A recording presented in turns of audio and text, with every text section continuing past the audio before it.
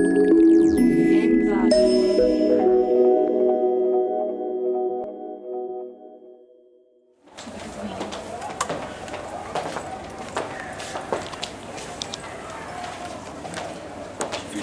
اكاديمي. مستقبل. كلمات المستقبل صح؟ ايوه.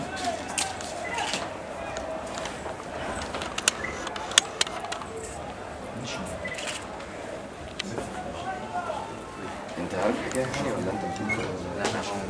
سامعيني بتقول ايه يا ريم؟ مع كل حبي واحترامي لأسرة جامعة المستقبل. كلمات المستقبل. هو الطلبه عامله مظاهرات ليه؟ في مشكله في الطريق اللي وسع ده بره. مش فاهمين اصلا. طب هم عايزين ايه طيب؟ عايزين يعملوا كوبري، مش طريق اصلا رنا واي، يعني طريق دولي مالناش فيه. اوكي. هو في حد مات يعني وهو بيعدي الطريق؟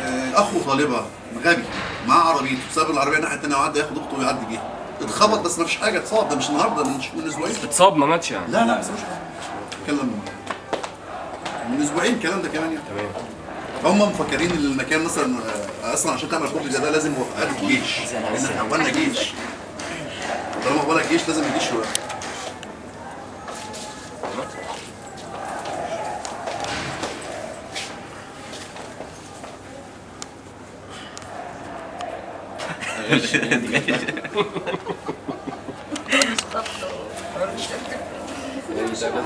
البداية بس مش عارف اعمل صفحه ثانيه بقى عشان كده، صح؟ عشان احنا بنحط الصوره الناحيه دي.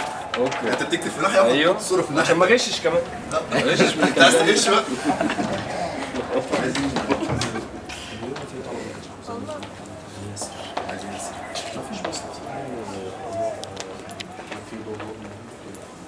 لو عايزين جامعة المستقبل صح؟ أكاديمية كتبت المستقبل.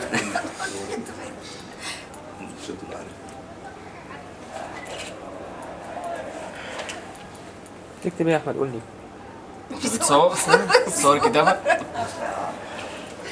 أنا على طول معاك. يا سعودي متألق.